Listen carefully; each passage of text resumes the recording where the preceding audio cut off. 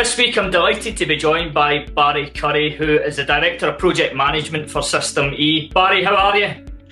Good, thanks Terry, how are you? I'm good. And I know we're going to be looking at why large software projects exceed budget on a regular basis. Can you give the listeners a bit of a background, Barry, of who you are? Yeah, so basically I'm a mechanical engineer by qualification, although that was about 25 years ago. Moved into project management it was nearly 20 years ago, of manufacturing systems, mainly in life sciences manufacturing, but not exclusively.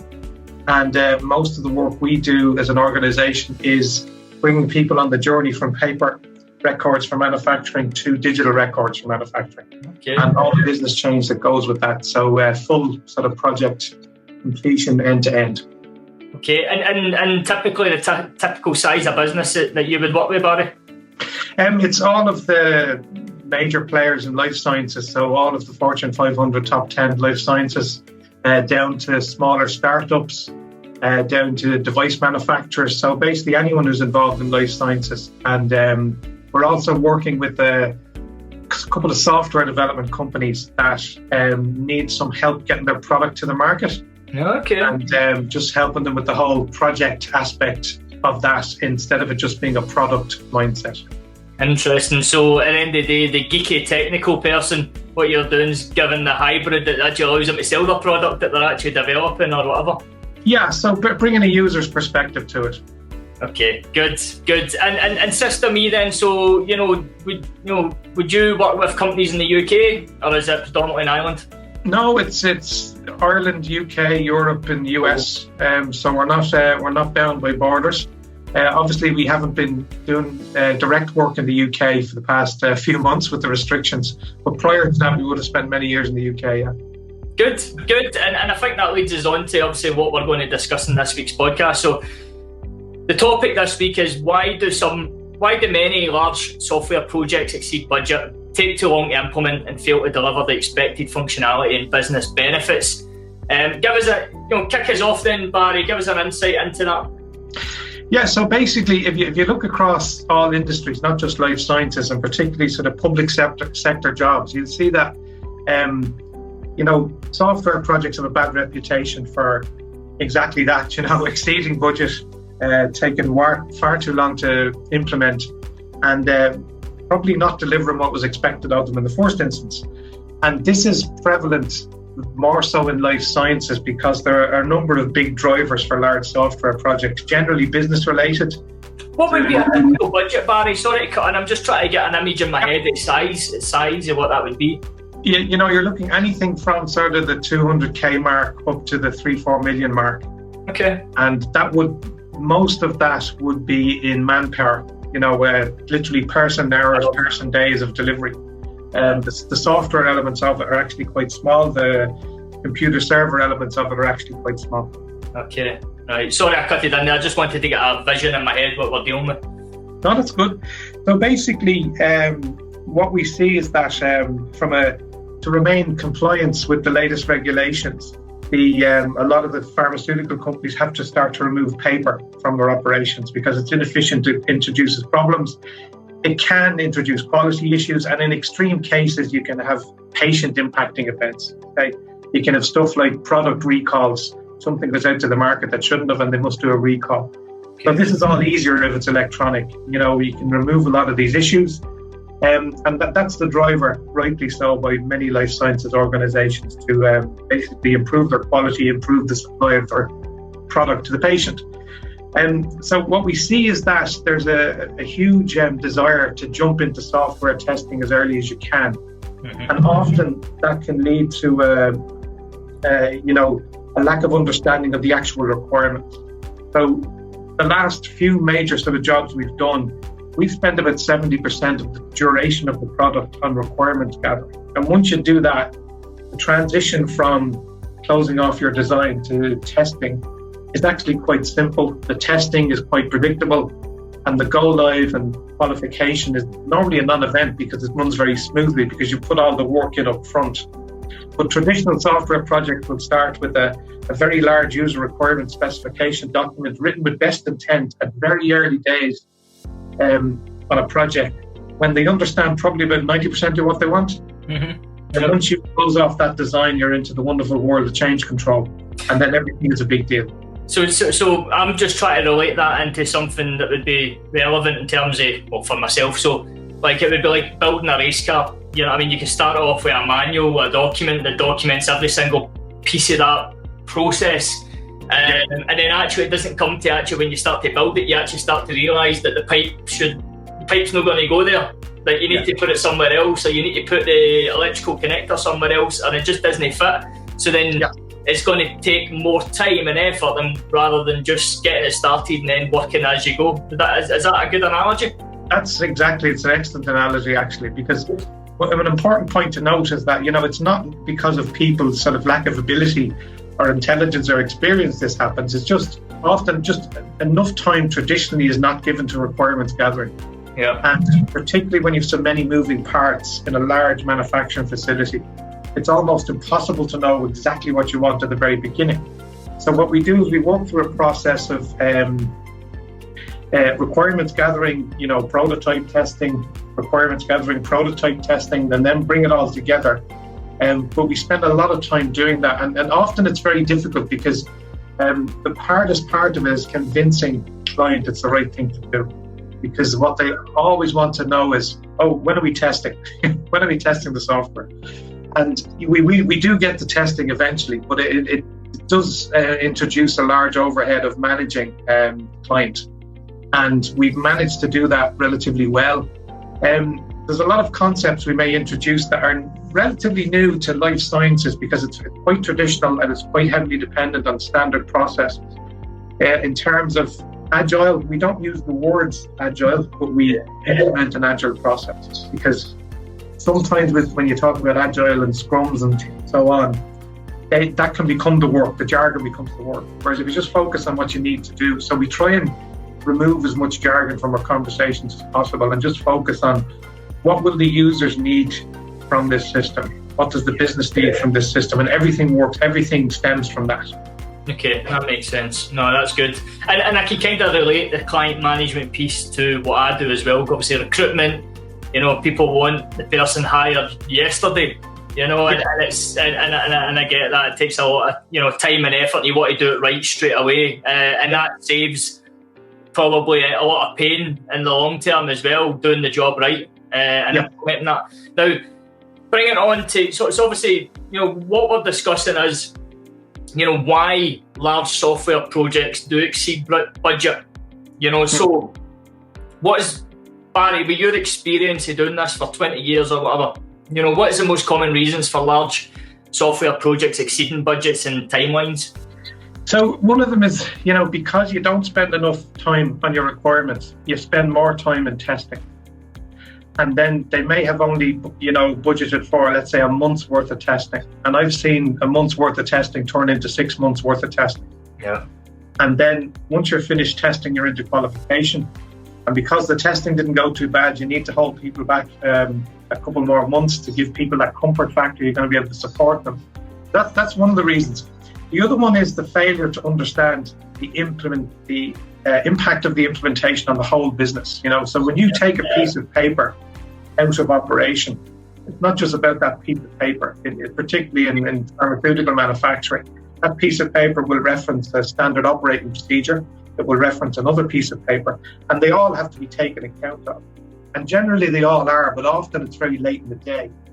So you really need to bring all of the subject matter experts together from all of the different departments, and you literally walk through with whiteboards and post-it labels and brown paper across walls and so on, into as much detail as you can, as early as you can, because you don't get it right first time. So if you fail to do that at the early stages, it gets flushed out during the testing. And then you'll see the testing is, just like I say, 1 month to 6 months, and then your budget's just out of the water. And often with organizations is that they're so far down the road, they can't pull back now. So they have to keep going. And then there's a higher level of scrutiny on the budget on a daily, on a weekly basis, and that puts everyone under pressure. Because one of the challenges in industry in particular, when you're hiring a lot of sort of contract resources and people for temporary work, the focus becomes how many hours did I work this week? where the focus should really be what did we achieve this week to get to the end of the project. And it's bringing people onto that team sort of player mindset that we're all in this together. We have an objective to go, by the end of May or whatever it may be, to finish this project. And, it's difficult for people to get into the frame of mind that may involve, the odd late night here and there. Not every time, but often if you spend 2 hours testing or working on something late one evening, that can save you a half a day the next day, and so on. That's what I find is a big factor. So I would say... It's like those ones, Barry, once you start it, it's just doing it. Yep. And getting that task done, whilst if you're stop, start, you're just killing man-hours straight away because you're having to get back into it and get an understanding. Exactly. And, the testing then just expands into this monster, and that's normally where the symptoms of this are, because it's the testing is late, the testing is massively over budget, when in fact the whole project is. But this problem, the symptoms are a delay in testing, but the root cause was way back at the very beginning. And we're often called in to look at projects and programs that have gone horribly wrong, and there are no shortcuts, there's no magic. We just go right back to the start and we ask a simple question: why is this project being done in the first instance? What are the expected outputs, and where did you expect to be now? And we go right back to the start. And in a way, it's easier to see what went wrong. It's difficult when you're in the rush of a big project to see exactly what went wrong, but we can often provide that sort of fresh pair of eyes on a problem, and just a neutral perspective, so we've no agenda other than just to help people. How would you, with your experience, how would you prevent costs spiraling completely out of control? Because if I'm a senior leader within manufacturing and I'm interested in implementing something that's going to take the paper documentation into digital, and I'm interested in that, but if I'm listening to this, my concern when we're talking about costs and spiraling timescales, my concern would be, do I really want to do that right now as well? Yeah. And especially the way the economy is, the future of what that looks like is uncertain, but it's important for your business. How would you give that person reassurance, Barry? I suppose you can, look at what is the reason for it. Is the reason for it efficiency, allowing people to work remote from the operation now, which is obviously a big driver. We've seen, talking to a number of companies in the last 2 weeks even, to say that, listen, we're a plant that normally had 1,200 people on site. We now have 300 people on site, and we're still running, and we still have the same output. So what can we implement that will remove the need for that piece of paper to be circulated to 5 or 6 people? So they're real questions now. And so that's one part of it, is why they want to do it. The other part of it is that because there's an increase in the activity of regulatory compliance and regulatory bodies around the use of paper records, it's getting harder to justify them, and they have to move. But I always encourage people to, what gives most value for money as quickly as you can, because people need to see results quickly. So instead of taking on a complete, plant and every operation in the plant, you could take something like an equipment logbook. So an equipment logbook is a physical book in most factories, tell you, which holds all the maintenance records, operation records, any issues with that piece of equipment. So that's something that can be taken out very quickly. You can empower the client to implement that across the board without too much disruption to the operation. And then they get used to the system slowly. It's a lower cost, it's a lower impact. And then you'll move on to something else, like, Mamie says there's a manual checklist. So we do this manual checklist on a clipboard, a piece of paper. Maybe we can just move that onto something like an iPad. They're doing the same thing through different media. So do it in increments rather than one big bang. And, focus any of the main areas of, you need production downtime. You need to get a schedule of the shutdowns, planned shutdowns in any factory. Will happen maybe twice a year, sometimes once a year for a big one. And you can keep them, that's when we'll do the disruptive work.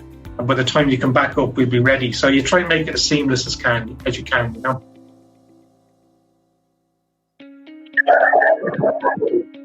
Yeah, and talking about the approach then, you mentioned Agile earlier, and that might be a bit woo-woo for anybody listening, because they might not know. They'll have heard of Agile before, But what would you say, for your experience, what's the most effective approach for software? It's probably a blend of project both, implementation? Would that be waterfall or agile? Requirements gathering, design, build, test, and qualify, and for use. But you can do it in an agile way, so you can get better use of the time. So to focus on small pockets, take one piece of one function in a plant and do it end to end, improve the concept. So you're operating in an agile way, do as much testing as you can, and then when you have all the functions done, you bind them all together for one big test. Then when you know everything works, you can document and close off that design and test properly in the waterfall way.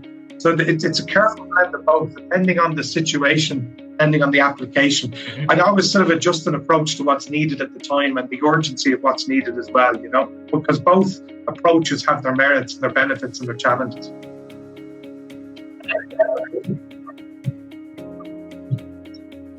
And obviously, with most of your experience being within life sciences, would an agile approach to project management be effective? I think once you adhere to the regulations, so they're quite clear, and they're quite specific in terms of the order in which certain elements are approved.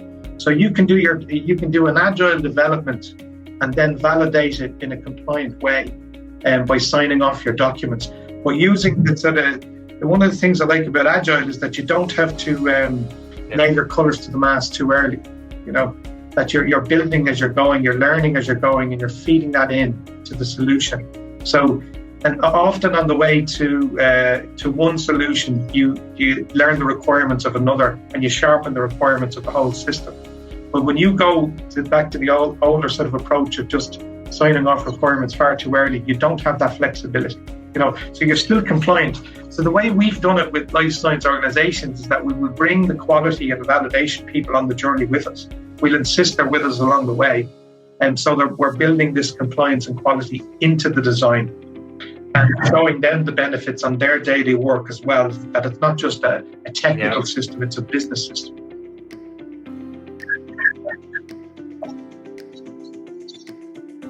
Good. And Barry, I think the whole purpose of this is bringing it back to a point in terms of what we're discussing is obviously large projects exceeding budget, taking too long to implement, failing to deliver the expected functionality and business benefits. So how would we've touched on these snippets there, so we focus on that final piece of failing to deliver the expected functionality and business benefits. A big part of that would be expectations laid out from the start, the project being managed closely, client expectations managed closely, and then the project delivered successfully. One of my, coming back to if I was a business owner and I'm looking to sign off a large budget, say it's £2 million, because what I'm looking to do is I'm looking to come out of what's going on at the moment. I'm looking to have key members of staff working from home if they need to work from home, like commercial department, they don't need to be in the office, they could work from home. And a benefit for me would having everything on from obviously digitally, it could be even just reporting, just I can see reporting, I can see it. If I'm going on holiday for 2 weeks and I want to check it at 12 o'clock in the airport, whilst the kids are running around, and I can check it and all that sort of stuff. But, coming back to the expected functionality of that, is that something that's possible in terms of, would that be, overall project? Give me a view of an overall project within manufacturing. So a large amount of quality reviews in industry are still done on paper, so a big bunch of documents arise on someone's desk and they have to go through them and check them. They might see a unclear handwriting that they have to check with someone. They look and see the guy who wrote that is off on holidays for the next 2 weeks, so we can't check that. So it introduces all these challenges. When you're changing someone's job from doing that into doing that electronically, you have to kind of walk them through it. So you have to get up these mock prototypes done as early as they can. And when I'm talking about a mock prototype, I'm not talking about a fully developed solution. I've done it with screen flows on PowerPoints to make them mimic what the system would look like. So the person gets a real feel for what to expect. And then when they see it working as an operational prototype, they know this is exactly, and they can give you the feedback saying, yeah, this is good, these 2 items are good, but you see this needs to be more prominent, or this needs to be out here. So you very much get all of the users involved in the design, so they know what to expect. So the go live, the best result for us is that the go live is a non-event, because they've seen the system running that much in a test or sandbox environment. There are no surprises. Whereas when you drop a system on a site to people and you haven't really given them any chance to input into that design, their expectations are very different, and therefore you say to someone, this, because we did some work there recently and we measured before and after. So how long does it take you to do this work in the paper world? And then we measured, and now how long does it take in the electronic world? So if you don't have those measurements beforehand, you can't say how good it is afterwards in real terms. So, you'll reduce a quality review from 4 hours to 20 minutes, for example. And that's because we knew it used to take 4 hours beforehand. So what do I do with these 3.5 hours I have now? They can be, just put to better purpose in the organization.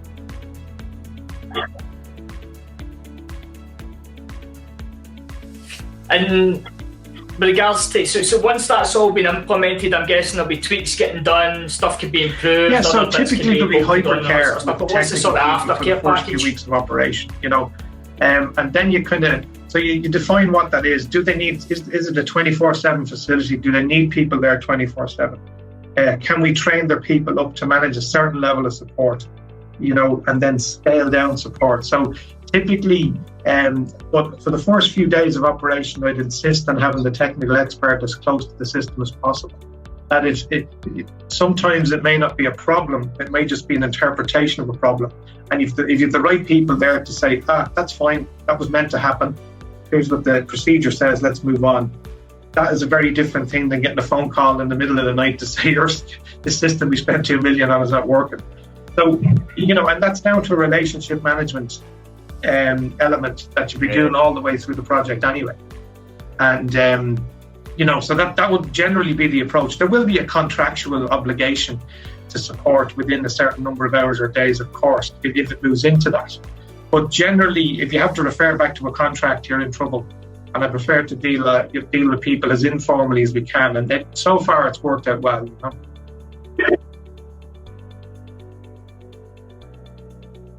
Good. No, I 100% agree with that. And if I kind of summarise up in the simplest way, that I'm processing everything. So if we go back to the race car analogy, at the end of the day, when you're building a big project such as a race car, you've got that finished product that's there, and that could be done in steps and stages. And what it's best to do is to kind of, go, plan effectively, but don't over plan and put too much time into that, and actually get in, start making things happen, start bolting everything up together, and then weeks will need to happen. That can be done, which will save a lot more man hours than what it would be done just planning the project out from start to finish. Coming off the back of that as well, that can be done in its simplest form as well. It could be started off as a small area of that, so it could be started off by, the steering wheel, for example, designing the steering wheel, making that functionality, making all that proven, and then that can go into the same way, race car. Sorry, I'm doing this, Barry, but it's just kind of getting it clear in my head. He doesn't have any concerns. It's the same thing,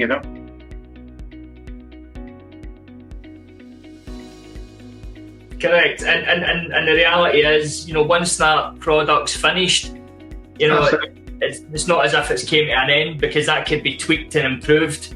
Such as, the front wing of a Formula One car, that'll always change, it'll always improve, and what you've got is a design team focused on that one part of it, that's involved in it and integrated in it, that wants to develop that in the best way possible, which would be the staff within the site.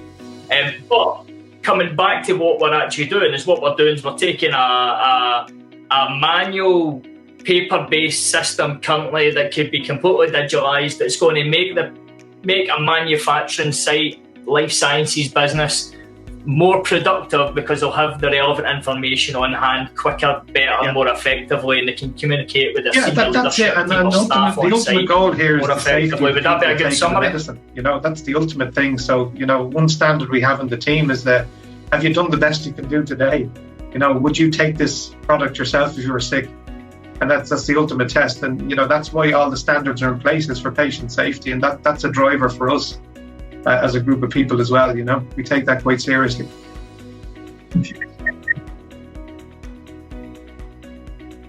Good. And Barry, if our listeners listening to this programme going, do you want to know what? That was really, really interesting, and I'd be interested to find out more. You can contact us a number of ways. How would you reach out to yourself? How would you get in contact with you? System.ie, that's Barry at systeme.ie, or on Twitter at projectsdoctor. There's also a general email, projects@systeme.ie. Yeah. So a number of ways you can contact us.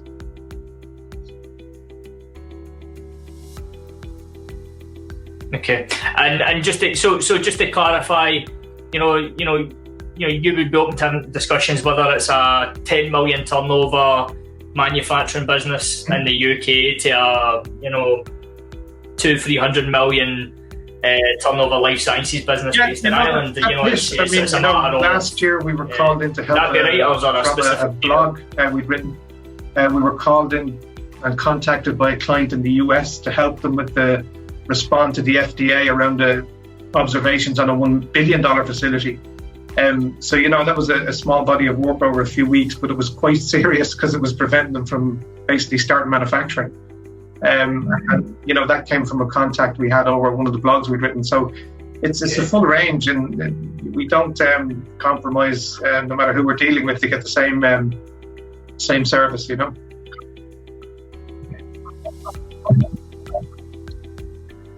Good. Well, Barry, thank you very much. Very, very useful, very helpful, and hopefully some of our listeners will actually listen to that and actually think, do you want to know what? Maybe it is time I move from paper-based into digital and actually come into the, the real world in terms of where everything. No, it's very welcome, anyway. Terry. Absolute pleasure. Thank you very much, Barry. I really appreciate that. Refine it down to something very easy to explain. Thank you very much indeed.